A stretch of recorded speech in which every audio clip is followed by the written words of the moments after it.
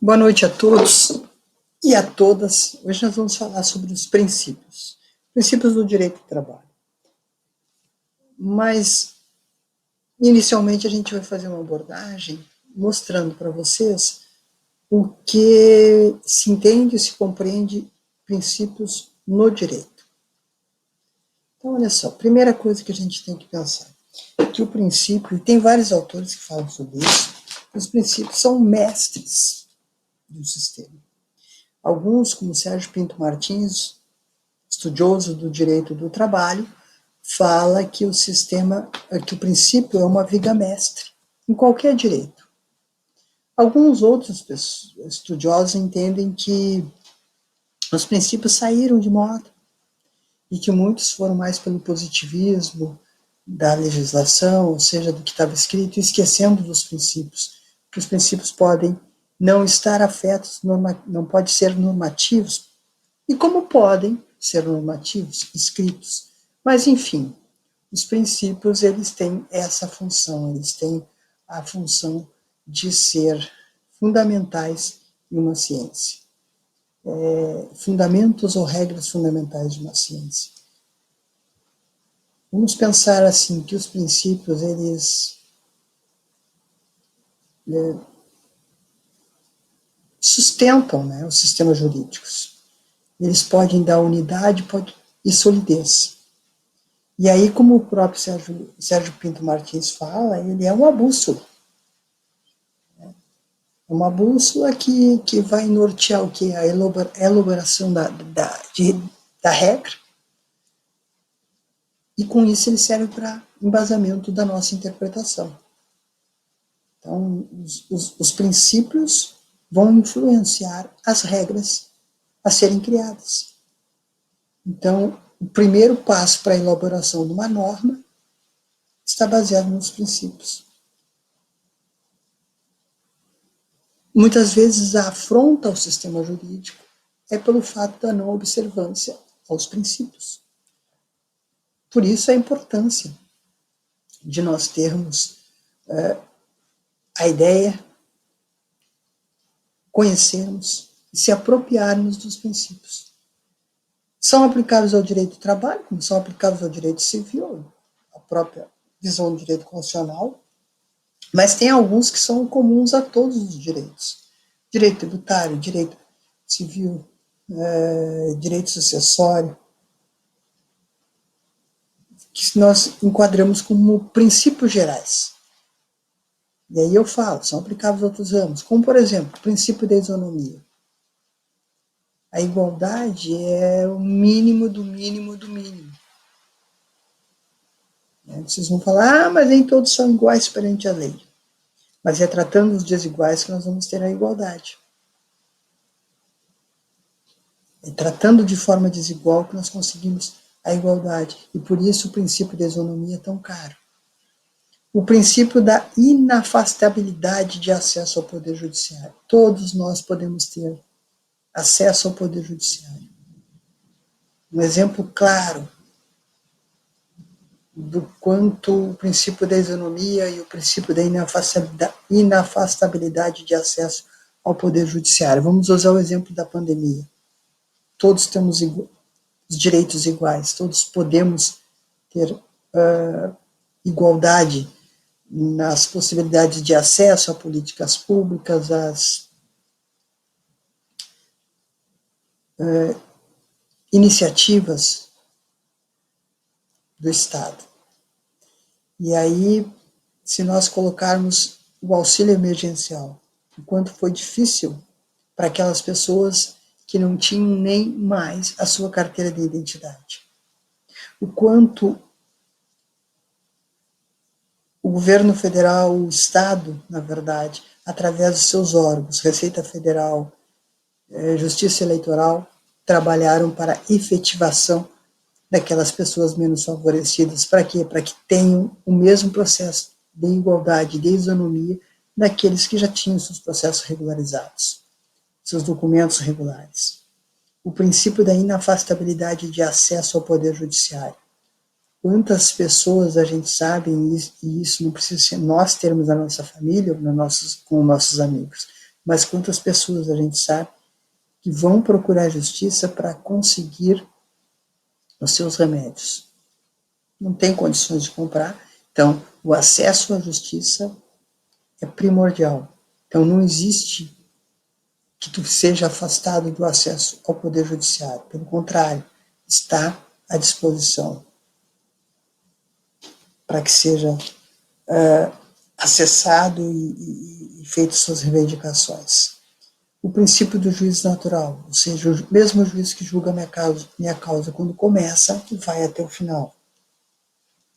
Para quê? Para que eu tenha garantia que eu escrevi a primeira vez, reivindiquei, coloquei as provas, esse mesmo juiz vai julgar até o final, com exceção que se ele for afastado por promoção ou for para outra comarca. Mas é o princípio do juízo natural. Ninguém pode alegar ignorância do direito. Está no artigo 3º da Lei de Introdução do Direito Brasileiro. Ou seja, ninguém pode alegar que não conhece a lei. A lei, eu não posso ignorar, alegar ignorância. Eu não sabia que tem essa lei tal. Existe. Então, ninguém pode alegar ignorância da lei ou do direito. O princípio da proporcionalidade, no sentido de que não se pode impor condutas a não ser para o estrito cumprimento do interesse público. Ninguém pode impor uma conduta que não esteja devidamente sacramentada no interesse público e que esse interesse público tem que ser cumprido. E o princípio da boa-fé. Vou usar um exemplo, meio pitoresco. Por exemplo, né? Vamos pensarmos no seguinte: todos nós, alunos, estamos de boa-fé. Todos nós, alunos, não frequentamos as salas virtuais porque não temos um smartphone, não temos uma internet legal. Então, eu, por enquanto, estou no princípio da boa-fé. Até que me provem o contrário, cada aluno que alegou que não tinha acesso à internet está no princípio da boa-fé. Mas lembre sempre, a cada ação tem uma reação, princípio de lei de Newton, e que se equivale nesses princípios aqui nosso também. Porque o princípio da boa-fé, eu começo com o princípio da boa-fé, mas desde que não seja provado, perde-se o princípio da boa-fé.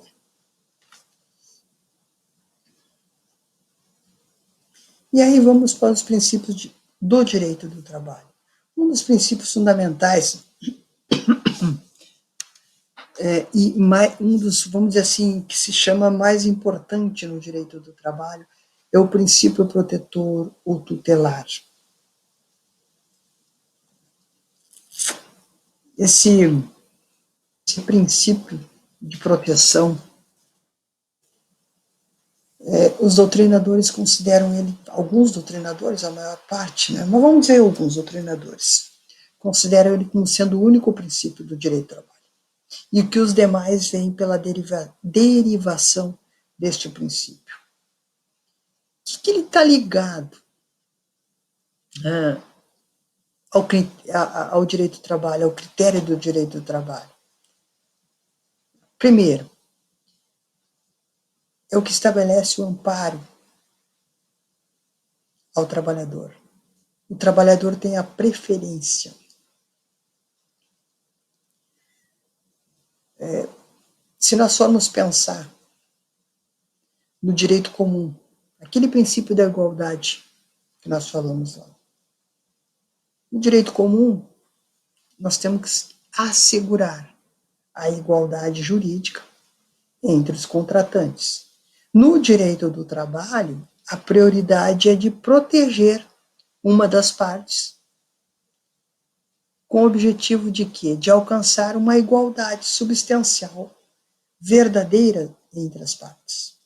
E aí vocês pensem o seguinte, entre patrão e empregado, quem é que tem maior supremacia e maior poder? Quem é a parte mais fraca da relação empregador e empregado, patrão e empregado? Então, esse princípio de proteção tem uma amplitude muito importante no direito do trabalho, porque ela confere ao polo mais fraco, quem é o polo mais fraco na relação laboral? O empregado. Confere o quê? Uma superioridade jurídica, capaz de garantir os mecanismos que foram destinados a tutelar os direitos mínimos, né, que estão prescritos ou escritos na legislação. Então, essa função do princípio protetor, ou princípio tutelar, ele tem a função de quê? De igualar as relações entre empregado e empregador. Aquilo que eu falei no início, o princípio de isonomia, muitas vezes eu tenho que tratar os desiguais de forma desigual para tratá-los numa relação igual. E é o caso especificamente aqui entre empregado e empregador. O princípio de proteção, ele vai ter essa função, eu protejo o empregado para igualar a relação entre empregado e empregador. E esse princípio, ele pode ser dividido em três partes, ou esqueci, não deu para enrolar, enrolou. Indúbio pró-operário. Então, ele pode ser repartido em três partes, ou pode ser compartilhado em três partes. Pode ser fragmentado em três partes do princípio protetor ou tutelar. Indúbio pró-operário, o da aplicação da norma mais favorável ao trabalhador e o da aplicação da condição mais benéfica ao trabalhador.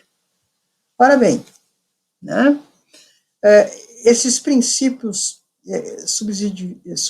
subdivididos, né, essa função de ter, por exemplo, indúbio pró-operário, ou indúbio pró-operário, quem tem o ônus da prova é o empregador, a obrigação de provar, traduz, então, por aplicar a interpretação que melhor atenda o trabalhador, diante de uma regra que tem mais do entendimento. Já a aplicação da norma mais favorável ao trabalhador, a Constituição Federal, no artigo 7º, já garante isso. E consiste em existindo duas ou mais normas, na verdade, é isso que ele garante, aplicar no caso da reclamatória trabalhista, a que for mais benéfica ao empregado. Temos 2, 3, 4 normas, a que for mais benéfica ao empregado será aplicado. E, por último, o princípio da aplicação da conduta, da condição mais benéfica ao trabalhador, ou vamos dizer assim, a conduta mais benéfica ao trabalhador, dispõe que as vantagens já conquistadas pelo trabalhador não podem ser modificadas para pior, ou ficar uma posição mais difícil. Já conquistou as suas vantagens, fica garantido. Então, a aplicação da condição mais benéfica ao trabalhador é isso. O trabalhador já tem as suas garantias efetivadas, não vai ser diminuído para pior, não vai ser reduzido. Próximo princípio, da irrenunciabilidade dos direitos trabalhistas. Bom, aqui, ou irrenunciabilidade de direito. Primeiro, os direitos do trabalhador são irrenunciáveis. E aí vamos pensar o seguinte, vamos pensar o fato de ocorrer de um trabalhador renunciar aos tais direitos trabalhistas que ele possui ou que ele vai ter. Essa renúncia não terá validade. Pode, inclusive, o trabalhador reivindicar isso na Justiça do Trabalho. Tem um pensador, Amaury Mascaro Nascimento, que ele fala o seguinte: o princípio da irrenunciabilidade dos direitos pelo trabalhador, a função é fortalecer a manutenção dos direitos com a substituição da vontade do trabalhador. Então, expõe as fragilidades da sua posição perante o empregador. E aí o que acontece? Impede-se. É um fator impeditivo, esse princípio. O trabalhador não pode renunciar aos seus direitos, porque se renunciar é inválido, há uma nulidade dessa relação, e ele, a qualquer tempo, pode vir, a qualquer tempo, claro, observando a prescrição legal, pode vir reivindicando a Justiça do Trabalho. Quem perde, na verdade, é o empregador, porque se o empregado desistiu, renunciou aos seus direitos trabalhistas, o seu direito, como são irrenunciáveis esses direitos, o trabalhador corre o risco de pagar 2 vezes o empregado.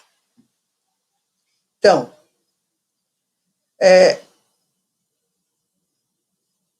agora tem um detalhe, vocês vão perguntar assim, mas vem cá, e se ele for diante do juiz? Ele pode renunciar? Pode. Porque na frente do juiz, como o juiz tem fé pública, ele vai renunciar a esses direitos, e aí neste momento não vai haver coação, não vai haver ninguém, ele não foi, o trabalhador não foi coagido. Então, neste caso, não pode reclamar. Foi na frente do juiz, negou, não quero saber disso, daquilo, renunciou a um direito, bom. Aí ele fez de forma consciente. Agora, uma relação onde que existe o patrão e o empregado, não pode. Então, aqui, coloquei o artigo 9. É claro que no sentido de que serão nulos de pleno direito aquilo que eu falei, os atos praticados com o objetivo de desvirtuar, impedir ou fraudar a aplicação dos preceitos trabalhistas, com exceção da renúncia e seus direitos, se estiver em juízo, diante do juízo, em juízo do trabalho, né? E não existe transação em relação das verbas referentes ao termo de rescisão do contrato de trabalho, gente. Contrato de trabalho, houve a rescisão, a transação das verbas, não pode haver transação sobre as verbas trabalhistas, né, na rescisão do contrato de trabalho.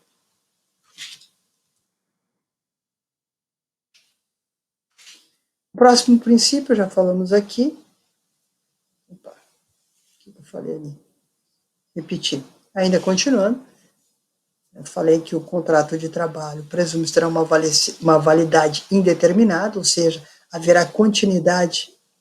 Aqui está um pouquinho equivocado, aqui não é isso aqui, já saímos, e nós passaremos para a continuidade da relação de trabalho. Aqui tem que consertar, gente. Parei só um pouquinho, vamos fazer um grifo aqui. Aqui não é, então aqui sai fora, tá? Vamos pegar a borrachinha aqui, vamos consertar isso aqui.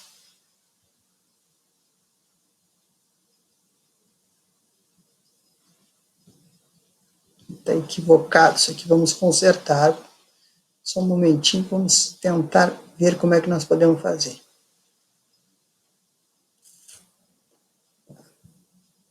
Esse princípio já foi um erro aqui. Uma irresponsabilidade do direito.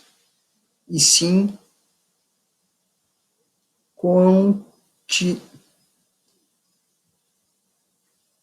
tuti aqui. E sim, isso aqui, ó. Continuidade da relação de trabalho. Tá? Nós vamos trabalhar com isso. Então, essa é a ideia, a relação, continuidade da relação do trabalho. Este é o princípio. Por que que a gente fala que esse é o princípio? Porque, primeiro, quando há um contrato de trabalho, a gente não contrata por prazo determinado. Sempre o trabalhador pensa, em ficar a vida inteira, só sair quando for para uma coisa melhor.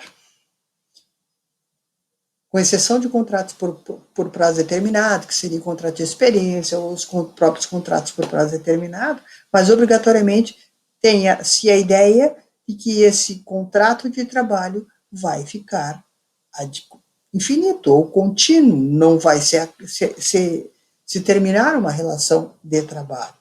E esta relação de trabalho, de continuidade de emprego, com exceção dos contratos por prazo determinado, vale indeterminadamente, ou por tempo indeterminado, melhor dizendo.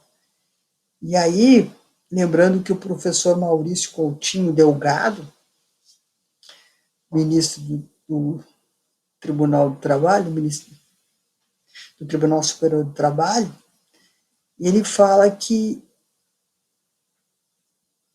a permanência do vínculo empregatício com a integração do trabalhador na estrutura das atividades ou empresariais é um princípio que o direito do trabalho tem interesse. Mas, vamos dizer assim, um objetivo teológico de assegurar melhores condições sob a ótica obreira, de pactuação e gerenciamento da força de trabalho em determinada sociedade. É a ideia de que pode ter uma validade por prazo indeterminado e nós integrarmos o trabalhador na estrutura da atividade empresarial. Agora, sempre lembrando, é isso que ele quer dizer, que essa integração, né, tem que assegurar melhores condições de trabalho, tem que assegurar pactuação e gerenciamento da força de trabalho em determinada sociedade. Isso que ele quer dizer também. Não sei se vocês compreenderam, mas acho que ficou meio enrolado. Mas a verdade é assim, ó, com exceção dos contratos por prazo determinado, que pode haver, os contratos têm validade por tempo indeterminado. Então haverá sempre uma relação contínua de relação de emprego, ou da relação de emprego. E o outro princípio, então não esqueça, aqui está errado, tá? Gente, aqui é o princípio da continuidade dos direitos trabalhistas.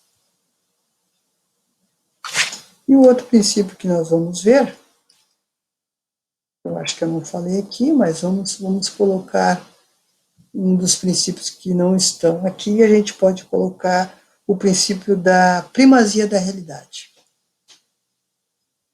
Primazia da realidade os fatos prevalecem sobre as cláusulas contratuais ou documentais. E aí vamos dizer assim, pode ser favorável ao empregado, porque nesse caso é analisada a realidade dos fatos e não a versão apresentada pelo trabalhador. Os fatos valem muito mais do que meros documentos ou de que ajustes formalmente celebrados. Então, os fatos e a realidade são priorizados sobre os documentos ou a estrutura empregada. Então, esse é um princípio, o princípio da primazia da realidade. E nós temos também outro princípio do direito do trabalho,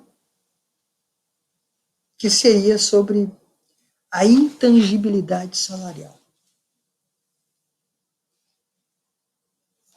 Além de estar ligada ao direito do trabalho, ela está ligada também nas relações que mantém com o plano externo do âmbito jurídico. Esse princípio passa a ter relevância para todo o direito, baseado no que? No âmbito da Constituição, que é o princípio da dignidade humana. Nós podemos falar que esse princípio ele é abrangente, tratando o direito do trabalho um importante meio de realização e afirmação do ser humano. O salário é uma contrapartida econômica, sim, e dessa forma ele afirma e há uma realização do ser humano. E lógico que esse reconhecimento social não se resume só no salário. Envolve várias coisas, tanto ligado à ética, à cultura, às faces do poder, né? Um prestígio diante da comunidade. Então,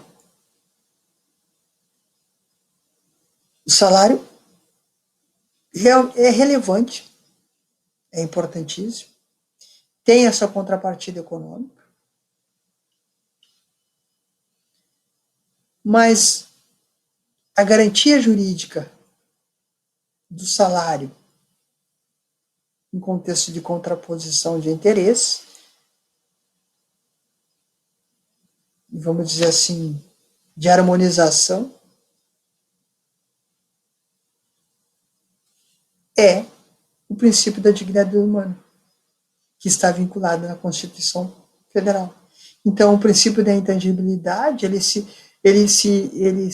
vamos dizer assim, se escora, tem origem, né, no princípio de irredutibilidade salarial, que é onde está previsto no artigo 7º, inciso 6º da Constituição Federal, de 1988. E o princípio de irredutibilidade salarial nada mais é que não se pode reduzir o salário do empregado, com exceção que houve uma convenção, ou que vai haver uma convenção, um acordo coletivo de trabalho, onde esse salário será reduzido temporariamente. E por último, vamos fazer o último princípio, que não está escrito aí, mas eu queria que vocês lembrassem, que é o princípio da inalterabilidade contratual lesiva. Olha só, as alterações favoráveis ao trabalhador é permitido, tanto que a gente falou lá no princípio de benefício da lei mais benéfica ao trabalhador. Então, as alterações favoráveis ao trabalhador são permitidas. Não há nenhum impedimento nesse sentido. Agora, no que toca às alterações desfavoráveis, é proibido. Mesmo que seja haja consenso entre empregado e empregador. O princípio de inalterabilidade contratual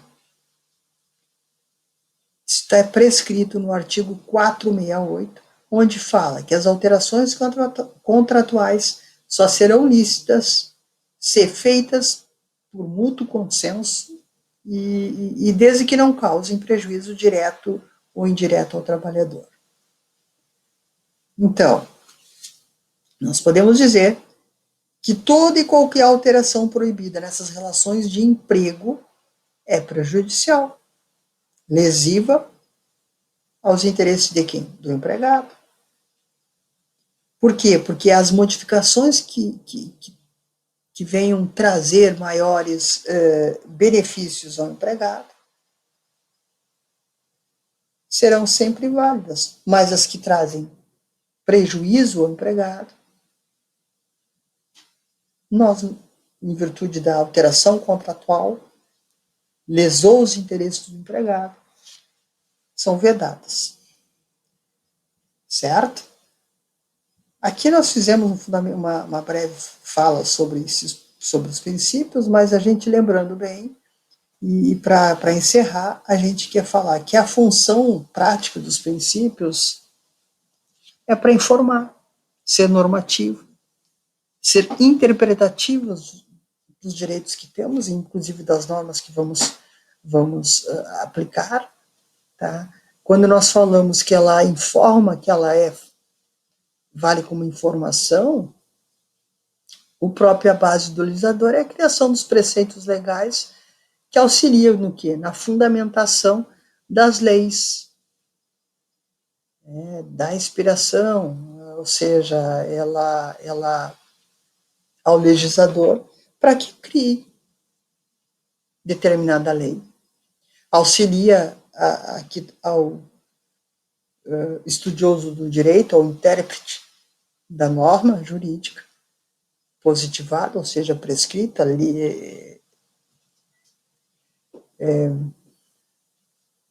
concretizada como lei, nos garante, auxilia bastante nesse sentido. E a função normativa, ela atua como fonte suplementar. Embora eu possa ter uma norma, mas eu vou no princípio para ver se realmente eu não estou ferindo aquele princípio. Se não há uma omissão na legislação, ou uma lacuna, ou seja, falta alguma coisa, e aí eu me socorro dos princípios. E na função interpretativa, é a interpretação da norma jurídica pelos aplicadores da lei. Então, a natureza dos princípios é uma fonte acessória, e é isso, quem fala isso é o artigo 8º da CLT, da Consolidação das Leis Trabalhistas, onde o aplicador do direito recorre aos princípios jurídicos em caso de lacunas na lei. São casos que podem existir para determinado fato. A lei é capaz de regulá-lo, ou, por outro lado, quando o aplicador do direito, mesmo existindo uma lei, ele observa que ela não é capaz de sanar ou de determinado problema ou embate que tem ali. Então, ele se socorre de quê? Dos princípios gerais do direito. Os princípios gerais do direito e os princípios do direito trabalhista. E assim, acho que é de suma importância a gente entender os princípios, ter a compreensão dos princípios da aplicação do direito, em vez, né, apenas que o juiz possa fazer uma sentença, mas a gente também, para a interpretação daquilo, para dar uma informação ou para explicar, a gente se socorre disso. Vocês, como estudiosos da área, querem se apropriar disso, é importante vocês terem certeza que existe um princípio. E o princípio, ele nasce, já faz há muito tempo, nasceu na sociedade, no meio da sociedade. E a ideia, inicialmente, era moral e ética. Bom, hoje, estão presentes em todos os ramos do direito, em especial no direito do trabalho, e é de suma importância para os aplicadores de direito e para aqueles que querem interpretar a lei trabalhista, para aqueles que querem conhecer ou informar sobre a lei trabalhista. Certo? Então, sempre lembrando, a função do princípio: informação, normativa, interpretativa. E assim, há uma integração do direito a partir dos critérios de interpretação. É isso aí, encerramos a aula por hoje.